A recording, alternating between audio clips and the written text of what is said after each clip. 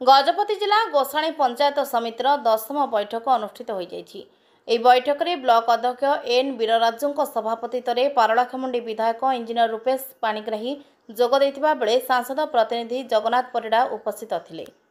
ଅନ୍ୟମାନଙ୍କ ମଧ୍ୟରେ ଗୋସାଣୀ ବ୍ଲକ ଗୋଷ୍ଠୀ ଉନ୍ନୟନ ଅଧିକାରୀ ଗୌରଚନ୍ଦ୍ର ପଟ୍ଟନାୟକ, ବ୍ଲକ ଉପାଧ୍ୟକ୍ଷ ଏସ୍ ଅନୁସୟା ଦେବୀ, ଜିଲ୍ଲା ପରିଷଦ ସଭ୍ୟ ଏସ୍ ବାଲରାଜୁ, जिला परिषद सभ्या एन पारिका, सहकारी निर्वाही जंत्री सस्मिता कुमारी जेना प्रमुख मंचासीन थिले। विधायकों प्रथम थर पंचायत समिति बैठक में योगदान करने अवसर में गोसाणी ब्लॉक छकठारू वाद्य बाजणा सह पाछटी अणाଯାଇଥିଲା। प्रारंभ में विधायक एवं नूतन भाव जोगदेइथिबा बीडीओ श्री पट्टनायक को पंचायत समिति तरफ भव्य संबर्धना ज्ञापन करा। बैठक में बहु सरपंच एवं समिति सभ्य सभ्या विभागीय अधिकारी ब्लॉक समस्त कर्मचारी माने उपस्थित रहिथिबा बेले पूर्त और ग्राम्य उन्नयन विभागीय अधिकारी देखा नथिला, जहाकु नहीं ब्लॉक रास्ता घाट और कोठाबाड़ी आदि संपर्क में आलोचना हो पार नथिला।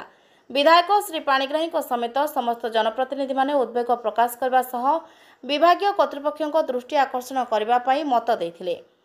तेबे बैठक में विभागीय अधिकारी माने जनसाधारण समस्यार समाधान करुनथिबारु जनप्रतिनिधि माने उद्वेग प्रकाश करथिले। बैठक में विधायक श्री पाणिग्राही समस्त जनहितकर कार्य को त्वरान्वित करने एवं लोकों समस्या गुड़िकर तुरंत समाधान कराजिबा उपरे गुरुत्वारोप करथिले। एहासह विशेषकर शिक्षा, स्वास्थ्य, पानीय जल, जलसेचन आदि रे उपजुथिबा समस्या गुड़िक युद्धकालीन भित्तिरे दायित्व तुलाइबा पई गृह में उपस्थित लाइन डिपार्टमेंट अधिकारी गण को परामर्श देथिले। गजपतिरु कृष्ण कुमार बेहेरा रिपोर्ट, मंथन लाइव।